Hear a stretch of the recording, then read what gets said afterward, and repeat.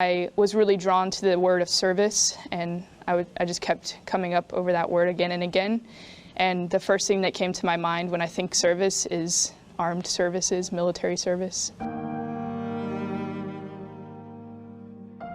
So my dad was a professional bike racer back in the 60s and 70s. Being the youngest of two older brothers, I had to, be competitive and show them that I'm better than them.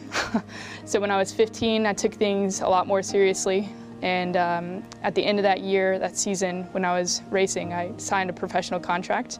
So at 16 years old, I lived out of a suitcase, essentially, traveling around the United States and around the world, racing my bike. I won 5 national championships, and I got to go to the World Championships 3 times. It's pretty amazing to be able to go and travel to those places. But I had I would say, more of a mental crash. In the sport of cycling, there is a strict influence on how you look. Because the weight that you carry up a hill is the weight that you have. So the lighter weight you are, the faster you go. So for me, I really struggled with the temptations of eating disorders and just not being able to perform my best because I feel like I had to perceive a certain image. That was probably my adversity that I dealt with while I was a bike racer.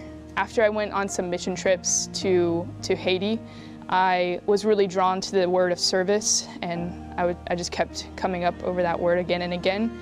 And the first thing that came to my mind when I think service is armed services, military service. It was a moment in my life that I've never experienced before, and it changed my life because I couldn't see myself racing a bike anymore. For me personally, I just had a hard time just seeing poverty, holding naked children that had nothing, and knowing that their future was compromised. There was a specific moment when I was in the airport, and there was a woman, she was a doctor. I started talking to her, and she served in the Army for 20 years, and she looked me dead straight in the eyes, and she said, "If you're thinking about joining the Army, you should do it because it was the best thing I ever had." So that was it. I went back to the States, and I enlisted in the National Guard the very next week as an MP.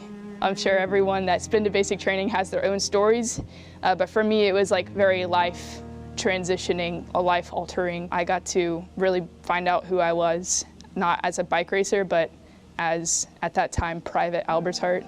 Once they found out that I was vegan, they would send me back through the line again and again to put more food on my plate. And so knowing that that was one of the big struggles I had growing up, going into a position where I was literally forced to eat more food, that was like really helpful for me. And I didn't want to fail at being in the Army. I had MP drill sergeants, and they were the most tough women I've ever met.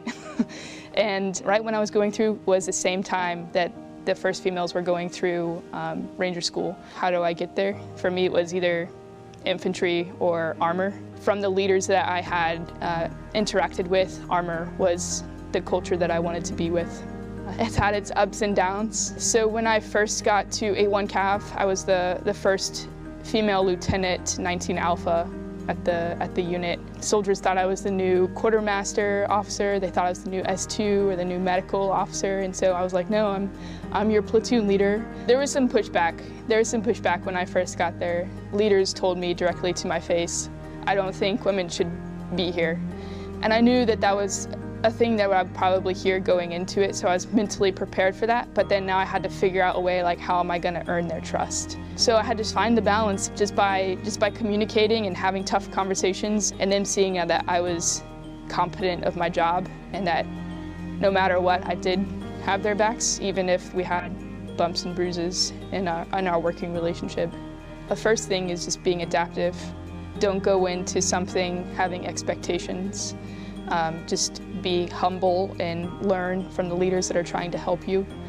Don't be prideful, and just go in and just give it your best and learn from when you make a mistake, and praise in your own self, like when you do really well. Don't look for someone else to praise you in anything. That's one thing. And then the other thing is finding balance. Sometimes I feel like I have to be a certain person, so I just try to balance together Addie and First Lieutenant Albershardt. I've had my own mental aspects with an eating disorder, which can evolve to a lot of different things, anxiety, depression. I have dealt with that, and I just love to share that with other people because eating disorders are something that people do hide.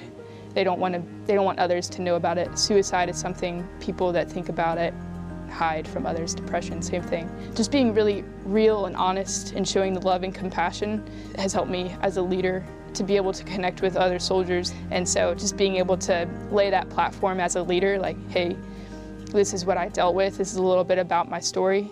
Like, it's going to be okay. Just put one step in front of the other.